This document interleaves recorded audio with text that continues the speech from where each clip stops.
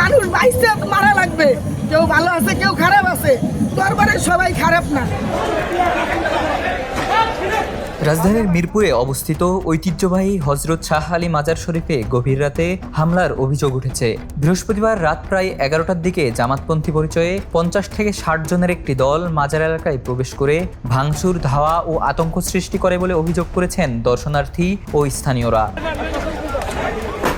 প্রত্যক্ষদর্শীরা জানান, একদল লোক হঠাৎ মাজারের ভেতরে প্রবেশ করে উচ্চস্বরে স্লোগান দিতে থাকে। পরে সেখানে অবস্থানরত ভক্ত, দর্শনার্থী ও ভবঘুরে মানুষদের ভয়ভীতি দেখানো হয়। এ সময় নারী ও শিশুদের মধ্যেও আতঙ্ক ছড়িয়ে পড়ে এবং অনেকে ছোটাছুটি শুরু করেন।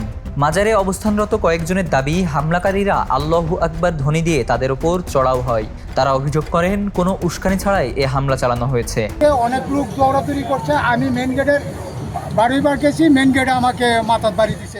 তাইলে এটা নিশ্চয়ই একটা পরিকল্পনা করে তারা আসছে, নাহলে পুলিশ ভিতরে কেন ঢুকলো না? তবে অভিযুক্তদের দাবি, মাজার এলাকায় দীর্ঘদিন ধরে মাদক সেবনের অভিযোগ থাকায় তারা সেখানে মাদক বিরোধী অভিযান চালিয়েছেন।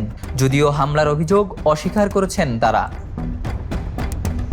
অন্যদিকে স্থানীয় ও ভক্তদের ভাষ্য, কয়েকজনের অপরাধের দায় পুরো মাজারে থাকা মানুষের ওপর চাপিয়ে হামলা চালানো গ্রহণযোগ্য নয়।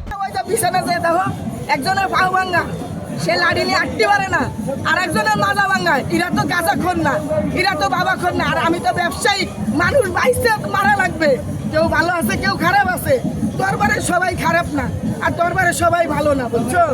কিন্তু ওকে যাচাই করে মারাটা উচিত ছিল। ঘটনার পর পুরো এলাকায় উত্তেজনা বিরাজ করছে। এ বিষয়ে এখনও আইন শৃঙ্খলা বাহিনীর আনুষ্ঠানিক বক্তব্য পাওয়া যায়নি। Desk report, the news.